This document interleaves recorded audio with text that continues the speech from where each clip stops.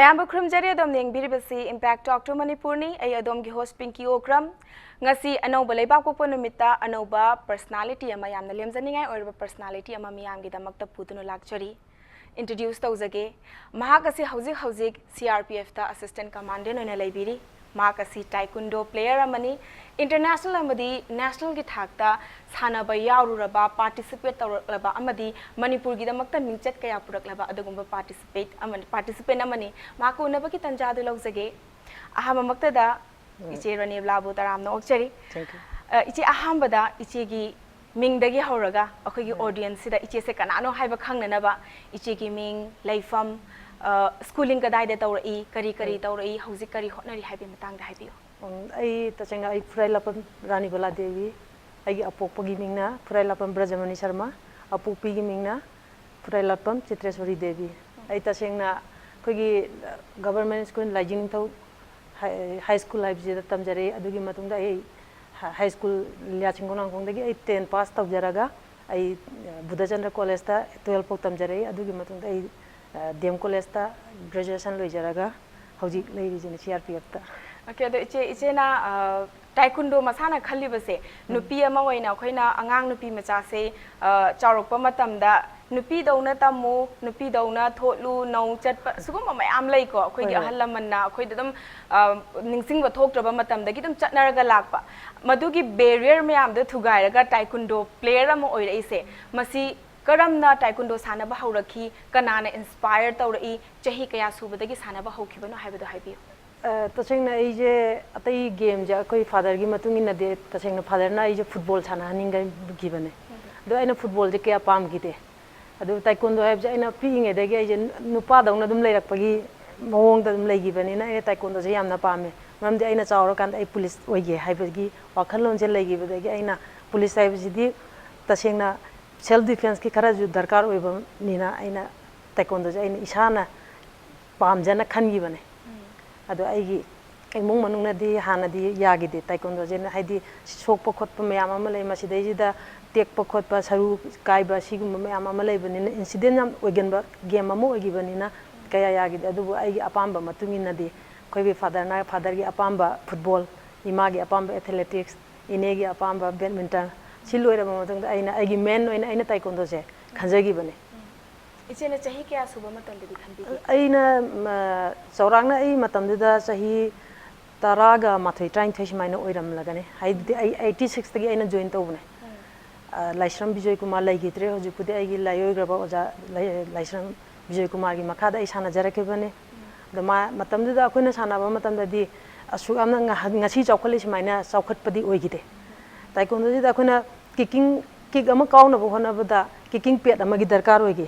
adubu kicking pet se akhoi gi leina bagi macha akhoi da leigi dabani na akhoi gi tongjeri ba chappal je sandal ji da akhoi na khut pairaga aduda dum kaujege adaga kona aigi imung yamna nangna horakpani nongmagi chara imana hinjang yolaga thaglakhi bane akhoi di adubu aigi ipa do yam sanabda thawai yawe pa aigi father army da leirame ado mathanda pokpagi matungina akhoi inejina amu hana changra no haraga pension ju chahau lahodare ada koi father jina aigi da makta chanabuji da changada equipment je leiba ngamda banina akoi gi aigi pabung hanjina sorata phangakpa akoi gi matam da kora jin hai ai ju khangde angang oringai da de fi je kaino da chanthi da ting kan da ngokthore fi je ngangam mi hana aduga ngokthore asi jina koi father na tubiraga sanan gi aduga koi gi scooter gi sit chegai buje si jina amu aigi singat armguard kicking pad ai ipajena ai apokpana tawraga yam wana horaki bane matam da ha ngasigi stage yobi reise adugumba life ta aina phangningi ba post irai laina phangdaba wana pibanina phangakpa matamduda phangnaba hotnaba matamda ngamnaba hotnagi bedo maduduna su ichena ngasi mai paktana khoiga unabagi tanja pibidana tawriba mayam se madumaknane haijage ko aduga iche stage mayama taekwondo ki stage mayama khoina tajabada sanaroido makna tabani ne hekse khangjadabada khoi thizulubada khangjaba matamda mukhi stages mayama lei black belt adagi adu position ada position mada ichena ngasi lakpirabani na taekwondo players oirabani na stage singdo kari no karamba stage tagi horga kadai fawba ka ba yai haibadu ki matang da santokna tak ꯇꯥꯛꯄꯤꯔꯝꯃꯣ ꯑꯍꯥꯟꯕꯗ ꯑꯩꯈꯣꯏꯁꯦ ꯀꯩꯅꯣꯅꯦ white ꯕꯦꯜ ꯍꯥꯏꯔꯒ ꯑꯍꯥꯟꯕ basic ꯍꯧꯔꯛꯄ ꯃꯇꯝꯗ white ꯕꯦꯜ ꯍꯥꯏꯅ ꯄꯤꯌꯦ ꯃꯔꯝꯗꯤ ꯋꯥꯏꯠ ꯕꯦꯜ ꯍꯥꯏꯁꯦ ꯑꯩꯈꯣꯏꯒꯤ ꯕꯦꯁꯤꯛꯀꯤꯗꯃꯛꯇ ꯄꯤꯕꯅꯦ ꯑꯗꯨꯒꯤ ꯃꯇꯨꯡꯗ 2 monthsꯀꯤ ꯃꯇꯨꯡꯗ ꯊꯥ 2ꯒꯤ ꯃꯇꯨꯡꯗ ꯑꯩꯈꯣꯏꯅ ꯑꯦꯛꯖꯥꯝ ꯃꯆꯥ ꯑꯃ ꯄꯤ ꯑꯦꯛꯖꯥꯝ ꯑꯃ ꯄꯤ ꯑꯩꯈꯣꯏ ꯌꯦꯂꯣ ꯕꯦꯜ ꯀꯥꯅꯕꯒꯤꯗꯃꯛꯇ ꯑꯗꯨꯒꯤ ꯃꯇꯨꯡꯗ ꯑꯩꯈꯣꯏ 4 months ꯑꯃꯨꯛ ꯄꯤꯔ ꯃꯇꯨꯡꯗ 4 monthsꯗꯒꯤ green 1 6 months green 1 하이나 아코이 green지다 green ben지다 마톤다 앙오바 마무 피타 앙오바 마무 예바 green 1 아두기 마통다 blue다게 뭐 blue 1 फिर 아두기 마통다 red 1 아다게 black belt 지다 black belt first dan second dan third dan 4 dan 5th dan 6 7 8 10 bok dile aina khangjabada 10 bok di hojik walgi ona 10 jina akhoi kainone aduga taekwondo je akhoi korean gi game ne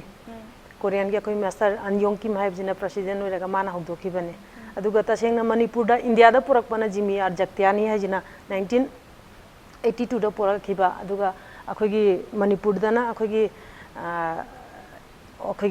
Oza Indra Kumar jina Manipur jida akhoi taekwondo se mana puchan bi rakhi bane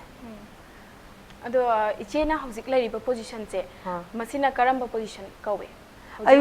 position da yoba ngam ai je kenone aina sanaba matam de aina black belt gi matang de rege de third dan bodi aina keno tok jagre ai national referee bok tha jagre aduga coach oi gi hain bugi wakhan de aingon da kaya leigi de maram di aina sanaba gi wakhan lon ama oina ke to adubu ai player kya amadi ai semgat kena khalle ai mak na semgat traga jo ai makhoi gi damakta school lama hanga ga ai semgat kena de khalle adumaina di khan gi balai adu ai third dan bogdi aina san kaino tawjare aduga ai certificate course tawjare aduga diploma di ai damakta authorize oigidre haibadi Asian Games sanaba khudingma diploma masagi oina automatically ma diploma ma complete oire haibado course amu oibagi facility do mongonda lei haibagi damakta di diploma di tawangi ado ichen hojik ta haibi giba matamda taekwondo se sanaba hauraba matungda parikha macha ma thai haibase akoina khangjani karamba parikha da hangse kari no haibada tasengna haira kanda akoina tamakpa basic sida khoi first akoi stance ko stance haibadi akoi je karamba mongda akoi satkadage matamni hojikti pumse haraga akoi kaino je lakhre akoina karati daraga kata kaina ga hainabdo adugi poche hojik akoi gi taekwondo dana pumse haraga khangne ado sigi kaino je akoina basic ta si stance mata ka dine ta ba matunda akoi self defense kaino adugi matunda kicking akoi gi ahan ba horok pa kick sina kaino haibidi akoina nursery tambaga da pre nursery de abc hana tambi bagumna akoina jahana stance makhan tambire adu do akoina 2 months ki matungda akoina basic wise khaidoi ba poche akoina exam oina lobone mangkhoidagi haibidi satra ji da maje khangabara khangdribara khangaga mana pass tawgragadi tawdragadi akoina amu maje amu hanjalalaga khogi school da sijinariba rule je akoina jo taekwondo da adum sijinagi aduga ichena ahanba smaina national games aduga international gi sanaba haurakhiba matamse masigi haurakpa matamda ichegi forte haitare ne ko ichena haina jaba style natraga mayam laigre ichena se hana khangbire maduda ichena khwaide haina khiba potse masikari oigi aina ju tasengna ma chi haibje ngamdre ba ko hauji pawda ai isana isada adum question je hangjara leba kik mayam amadi ai aduki matu ai khong oina yena chamana ai haiyeba ayamba matamda nupi je yet khatang chijinayeba nupi na sana je nupi je yet khatang je ai di left right ani mak je power chamana aduga speed su chamana giyeba aduga ai gi di khangowdana ki makhatang ge akoina trandulio chagi hairaga khangni ko leirambo poje kauramaga ungaga kaujeba mathanda tak kauram baje adum ungaga kaujeba ki amle ai gi left ki kaino je hujiki trandolio chahab je ai gi left ta ayamba matamda adugi kiksha mathanda chachagi ba matamda mije adum nokok chappa haidi adugi kiksha mathanda automatically chachagi ba poche adum adu kiksha soide ba ngasi bauda haibdi aina sanaringai matamdo bauda adugi kiktuna adum ai gi yam china signature gi type ta laigre ba kiksha trandolio chagi ai left side che aduga akoina ichena achievement su mayama phangi ena haibire ko masigi achievement sigi matangda ningsing boloina mak ngamda taraga su khara maru oiba ichena ningsing phiba singdo duma cha khaina haibiram ai ja khoi first da in national sana gi 1989 da sana gi kenu da Lucknow da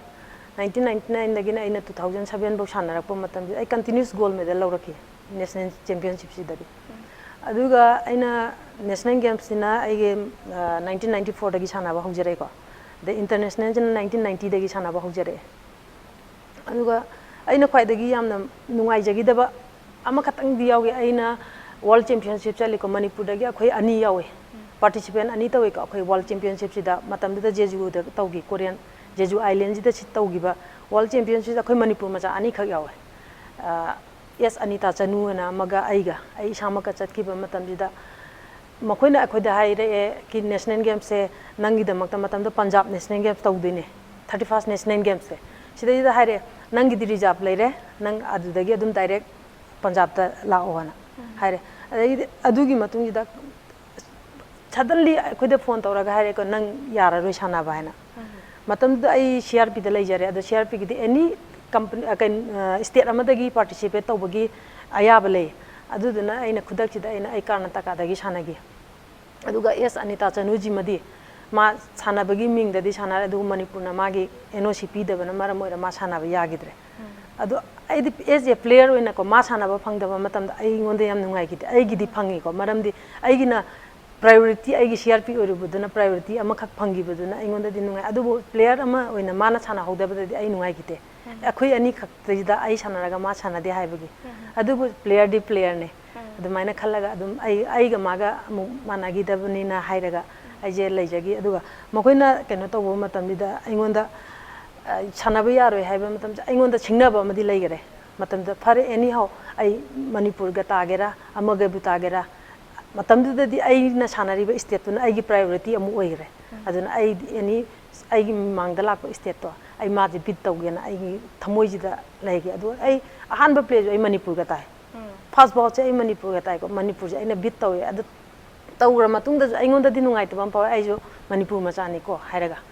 sima katang di nungai te maram di international nama chatpa matam da manipur gi state ki ming dagi chatlaga india gi oina participate tawru bane manipur imagi ming chatche thammaga india je bharat haibaji da thammaga akhona world ji da bharat haibaji amuk chakta uba matam da halaga ai gi isagi iramdam gi state dagi sanaba yaroi haiba wahai je sima katang di ai ngonda nungai te ai ngonda yamna pen gi da ba sima katang khak leige isena as a player sanaba yaroi haiba matam da kayam nungai gi de haiba isena emotionally kayamna hurt togi kayam nungai gi de haiba makto akoi aina hojik phamina ba matam da uba phange iche gi mita su pira chele ko madugi matam da ne hena kayam kapningam gane haiba do adu aingonda phawba ngamjai adu iche masi thoi be incident se yagane mo haire kona mu yagidre masigumba pot se adum on and off se thoe ko manipur da khara adum thokpagi paw adum tajai haiba tare masi kari maram gi ne na khanbi si je aigi mota haijo haragadi ai mi budi hunbati aina pamjade ko si akhoi samna raga akhoi di player ne player haibasti aigi sanabam thopa sanaraga aduki mati aigi way do aina semjaga bane adu politics haiba bo haije si jina game da changak taragadi adugi poche break oina la eba ai group wise la ne group chida aina hani mana to ma sana halo mat lok thokro simana grouping la ko jina maram oiraga leijadaba aigi damakta di aigi di ta chena ga aigi di oja do lai oigre matam da aigi oja laite ai oinam da gi ona vakesor ko magi makhada numi kharani mu chana jaraga Eastern Sporting Union gi coach oina leibe o Indramani magi makhada matam khara mu chana je sana jaba je aigi oja jina leigi drama matung da aigi father je si aduki mating ma martial arts pame ba adu mana aije aduki matik technique se man makhan Bruce Lee gi cinema ga je yengandana ko khoi aidil phanam kaino laira jaraju matam da khoi gi video kapagi kaino je chanarami cassette oina tawraga di kaino kapaje khoi ai ipadana leita adu bo leiraga ai je yengal eba sigi technique se nangna siji naga da misina siji naga da bnena adu imung amandagi wana thokjaraga sanaba tholak paibje ina khunba paisa paiba kayana chanagi haragadi badminton sanagi ba yai cricket sanagi ba yai hockey sanagi ba ye atai paisa paiba mayam gi game ama leire taekwondo haibisidi paisa paidra chu sanaba yabane game ne chara ju yai haibagi kaino amada chatlaga leigiba game ne adubu akhoi gi kayane akhoi association paiba haiba tare ko akhoi gi thopuba mayam jina grouping wise semaga aman haiba khatang taraga side amagi khanlak tabado aduduna maram oiraga akhoida leijadab akhoida di ma sana halanu hairaga hekta wad aduda thupchallaga loisan bane masigi matang sidaneba akhoigi Manipur da hanjan soibase any leader amana magi macha dongna yengaga macha singse amatane khallaga magi quality yengaga mangonda kari strength lay kari awat palai do yengaga khangat pi bataragadi ahaibadugi matungina khangat pataragadi kari gi damakta paisa leijadaba miyamna sanaba chatloi kari gi damakta laraba mayam lairi chaba diet suna chaba phangde haiba buk lei hojik street ta sanaba chatnaba gi damakta salad yole haiba buk mayam adugum male kari gi chatloi doino natra masida meanwhile aina thagat ningi base iche gi baba se aina aduki matik thagat ningi ba kari gi no haiba matamda aikhoi gi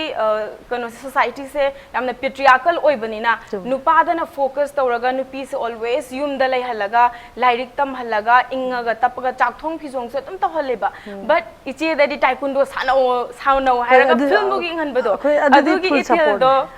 Mapa Kudimak Namachanopi Kudimak the Pita Ragadi, Amamba Chapada Machanopido Kaido, Bekido Ribanova. Kaido Bukida Awaba Tanger, Kani Hana Akuna Kandu Ribano, Natra, Aduna Babasu, Babasu Tagatari, Zagika. Adaga Ichamatang Laxaning Base, Kuna Angang nupi matang si palingay sida nupam cha taekwondo player amaga nupim cha taekwondo player amaga angang kanig sanaba haura banina difference kari da uba phangai makhogi sanaba gi style do oiro focus to bodo oiro pukning chang bodo oiro haujikna muk stage amada laigre matam du stage ama laigre kari khene aigi mota di keno je ani ji gi keno je step se samna ga mayam na haine ko nupi jina khara slow oi nupa jina khara magi masal khena bagi matung ina nupa jina khara develop oina chatli ko adubo aigi mota di aina sana jigagi ba matam da di nupa nupi hai bagi kaino se aina kaya ugi de mamde aina Asian game sana ba matam da jo ai je nupa ani gi fight toro ba matung da nupa ani je beat toro kan ai selection tawgi ai sama nupa ga sana matung da tawgi Madam di nupi ga sana ba kan da di yaroi nupa hana nupa pura kan nang puni che akhoi India da ju tawe ba sigi wa pham ja akhoi Manipur khatangi nate India da ju tawe ba nang ai je puning dre ba nupa ga phuno adu nupa je ga phuna le ka nupa je aina phura ma kan ai khalle ba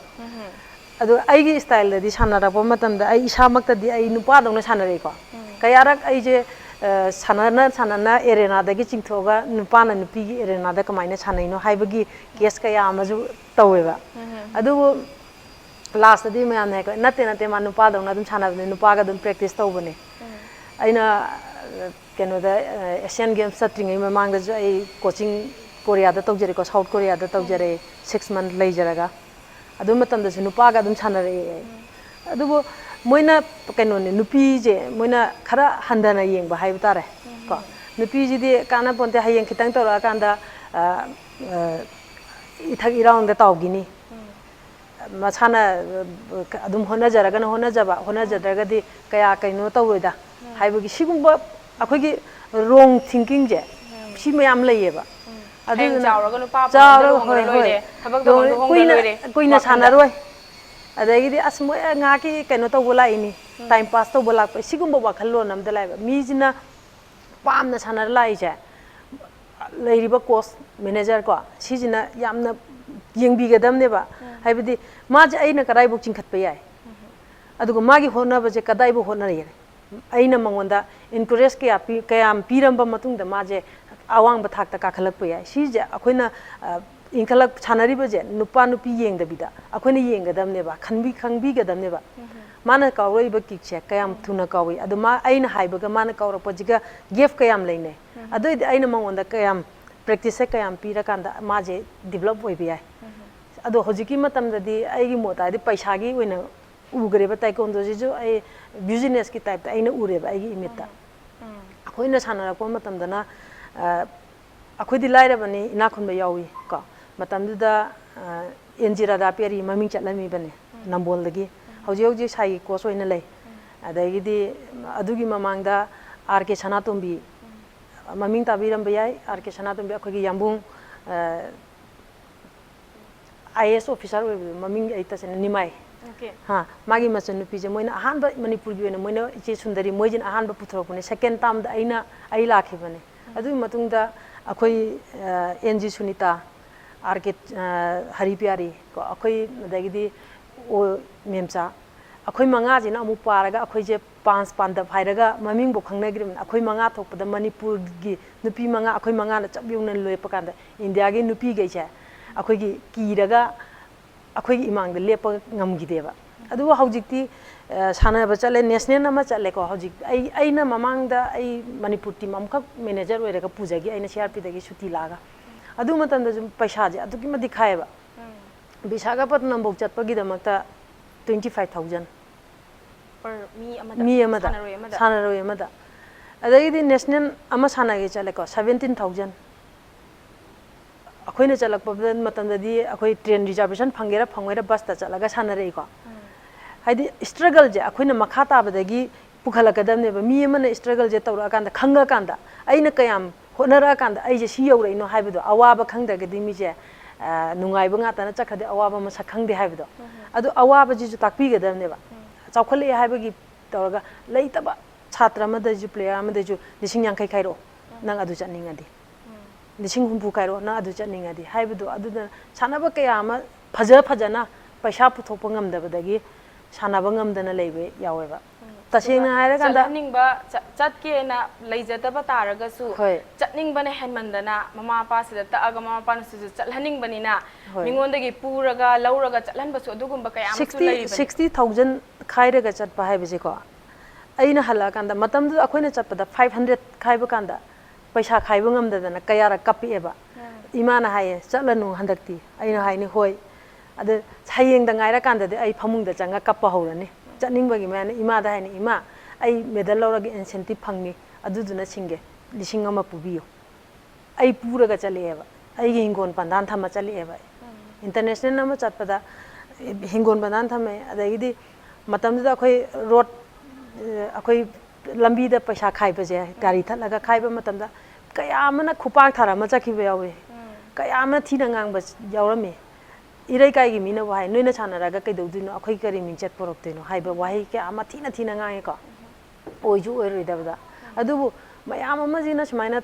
akhoi da ula bani ai haijere ko fare noina ingonda kaimta oiroi haibani ai noina mangda mi amadi oiraga ai sakta ke ko kona hai ai tasengna aina CRP changa bogda aina officer haidi as ai assistant commandant karaba matungda aigi laikai na ai masa khangeba ai je assistant commandant ne matamda moina ai je kaimta taw thabak taw de na laigiyeba hostel da dum chanara laibne na haidok chagi de ko ai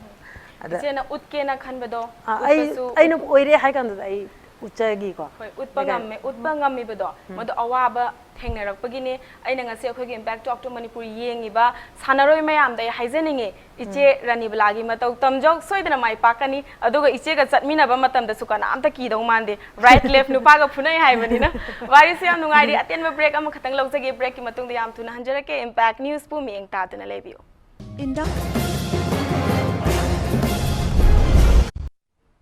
mayam mukana taram nokchari adom nengbiri base impact talk to Manipur ni ai adom gi host Pinky Okram ngasi ekhoina unajari ba guest asi CRPF Lucknow da assistant commandant oina leibiri ba taekwondo player iche Ranibala gani mahaka unabagi tanjadu amuka hana laujage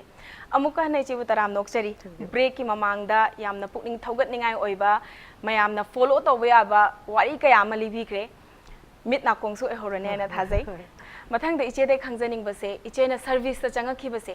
masi karam matam da changa khibano karam ba criteria follow tawraga changa khibano kana gum na changning targa di makoina su follow tawba yana ba ai je keno 2000 da changjagi bane CRPF te ai ne apply tawbo di ta chengna ai form ma thajalagi apply tawgi badi leijate akogi 1999 da tawgi national games te sigi matamjida ai je akogi madam kunjarani haija tare ko weightlifting ge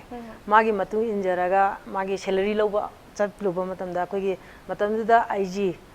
langjing da leiram beje imphal da leiram beje IG mohan ra saina am leirame magna IG ubaganda akogi kunjarani madam ga ai de katang height chekhena gi bana mana IG tasengna CRPF ta la anba pam gi bedagi mana kunjarani gi through dagi IG CRPF ta changi bane sports ki through da aduga tasengna tungda lakadaba haibadi CRPF sida join tawjage haibata ragidi player ama hoina magi medal gi darkar we national gi gold medal natragaju bronze powder oiragaju magi bronze masing ko khara yam batai the gold medal oiragadi one gold medal na jo adum changba yai haidi adu da akoina tasengna akogi GD amata general duty amagi damakta keno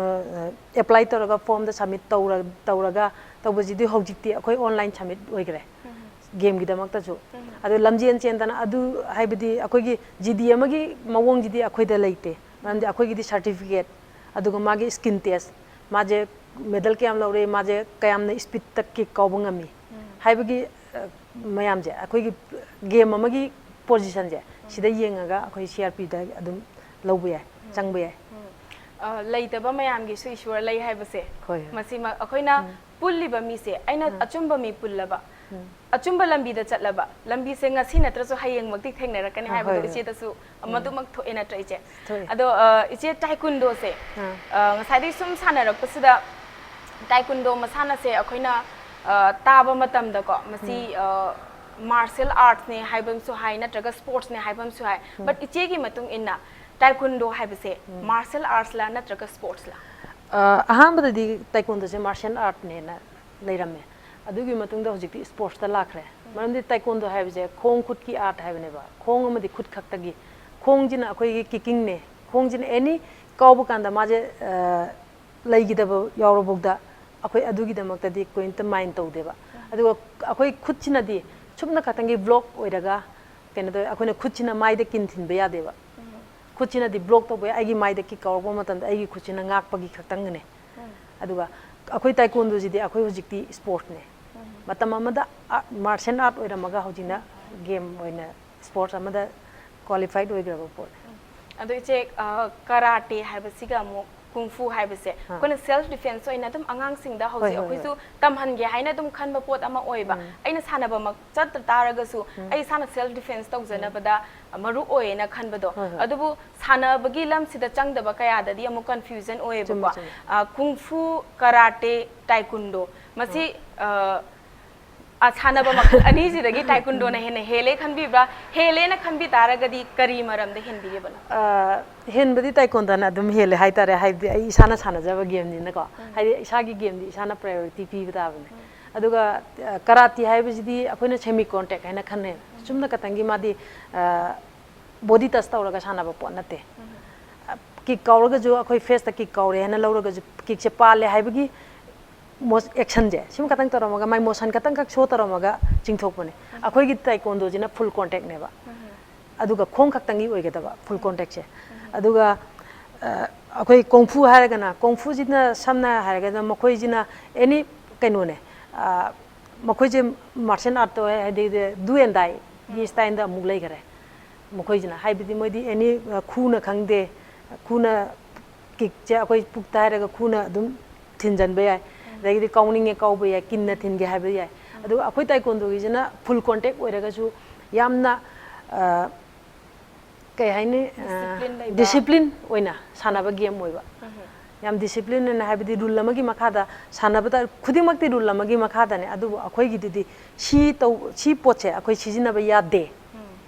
haiba pot amalaye aduga adugi potugi makhada akoina sanagi bane na duduna game sports oina lehoraga priority ju mana adum phangi bane aduga olympic ta ju adum 2002 side 2002 dagi ma 2 natraga 4 adu olympic ta chanba ngam khrise kung fu karate se am thina famous oiba sanaba makhalama oiba taraga su makhoina olympic ta chanda bida mo masi su dum aina question je katandi manani but tricky oi hale hai tare ko olympic ta chalisina di magi top pa magun natra top pa magi style ama chanba ya bagi category da ama lehan khrise masina karambo oigane na khale taekwondo ji taseng haraga di aiju sigi pochi ta confuse macha ma di lei jai ko abidi taekwondo jina kamaina changoraga karate jina kamaina changodino haibidi makhoi jina martial art lomda lakhi banina game haibidi olympic haibidi sports katangi bot oibane aduga martial art haibidi amuk game lomda chingida bo nina sports ki through the game da di game katangka adum qualified dumaina oigi bane aduga yengba matamdasu somna taekwondo je ubiramba yai haina khale game oina sports oina tv da kaya uramba yai olympic ta khangde ama asian games ta khangde natraga national gi khangde ubiramba yai adu aniji gi sanaba gi style je yamna khenai habidi akoi de clean yam clean oina sanaba game ne akoi gina aduga karate gi jina tasena gi federation da ju laiko power je federation na akoi gi IOA na phajana tawdragadi oidabasu lai aduga magi punthoreiba country je samna ge karate haire japan na puthorakpane de kung fu haire japan na dum puthorakpane adagi di akoi gi taekwondo korea na puthorakpane karate ga kung fu ga je ayamba matanda mokoina martial art ne haige film gi style da ama chaleba akoi gi puthorokpa matam je moi film moina puthorokpa ngata ne shaolin adu ada haraga puthorike pa me anje kung fu da ju shaolin na taraga japan na puthokpane simaina taraga lakhibane adu akoi gi taekwondo jina yamna flexibility oina ju chalaga yam clean oiba game ju oiraga aduga mayam gi mamang da yamna nana sanaba sports amu oigi bedagi majina olympic ta chaloraga ani jina amu lehobane ado iche khoi gi manipur gi hoji ki present scenario da taekwondo gi stage se masi kari stage ta lairi na khanbi aduga taekwondo dagi iche na hongtok haningba already hoji magi damakta taekwondo che smaina sanagadabani si gi niyom se follow tawgadabani sina follow tawroidabani lairiba mayam se masi dagi semtok haningba chungthok haningba laiba taragadi madu kari oigani aigi motadi chumthok haningba di yamna lei adubo aigi wadi kanam tana ju taningwe mamdi asmadi sana tokrabani akhoi degi mapan thokrabani haraga the as a player when ko aigi makha ba inkalakpa mi sabmi amadadi player amadadi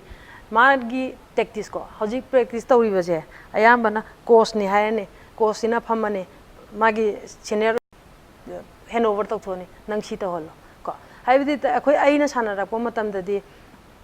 schedule ma semi ko aina schedule ma semjeba morning da aina ngasi si poche aina week amagi aina schedule ma semi ko schedule ji aina ngasi morning je ai chumna khatangi ai lamjen jenge afternoon da ai si tawge haibagi aina schedule ma am khak semeba ado ai ngasi aina uba matam dadi adugi schedule aina uba phangdreba aina korea da practice tawjara po matam da jo ayuki pung akhoi india da di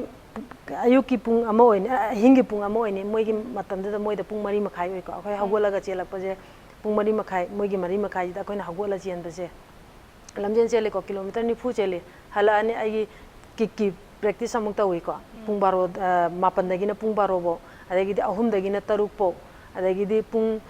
chakcha to matung pung mapan dai na trama thai bo self defense ko isagi self practice si me amam ta adu bunga sigi gi matam da di morning da practice ama tawgraga di lore nimitugi lore adu ai isana player da su laiko mayam ama di laiko ai oja khaktana takpana ai a thak wang na chakini haibe laite ai isa da su laiko player ge masa da su laige ai na haijaning ba haibo takpi rebo oja do na taiba poche si khatang khak lobo na tawa ai gi isa ge tong an ba practice samaju ai na isana puthok mathau taiba ngasi oja jina ni nang sima khatang ka ki kaw samna ga akhoi da ki maming yam le ko ki maming makhan ji da nang for example nang dicha gi kaw ga tu hai ko dicha gi hai ba pocha koi na tumna lepa maga leiraga back ki kana haina bdo adu dune ba adu sima khatang kaw haina aina adu nu mitumda man hari ba masing du madi aina kaw ne ba adu gi poche aina hayeng sigi pochi da aina kari semdok pa yai mamdi ai sidagi aina tuna ai leirami khongi position ji da aina plate oina chmane leiragadi ai leibada tapani aina phut to jina leiragadi ai thuni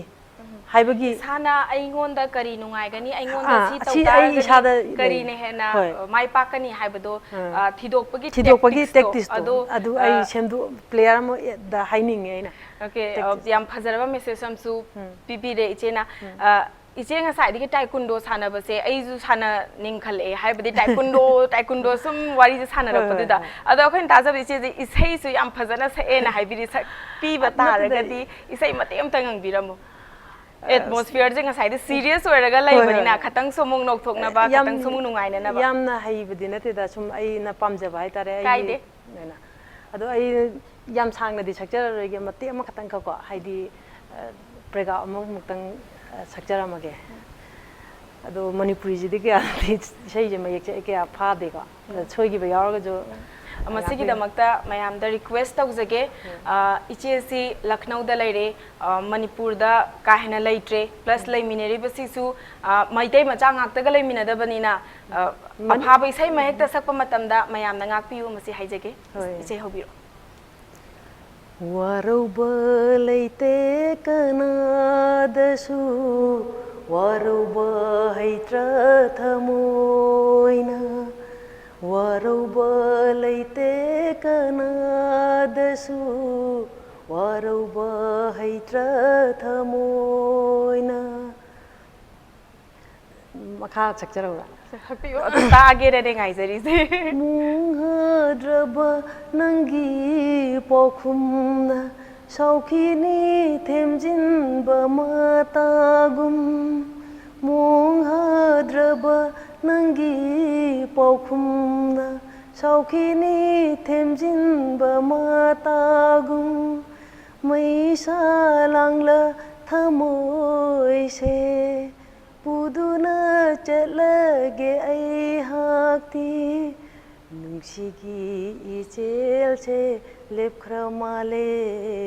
ꯏꯀꯪ ꯃꯥꯌꯣꯛꯅꯍꯧꯔꯦ ꯄꯨꯟꯁꯤꯒꯤ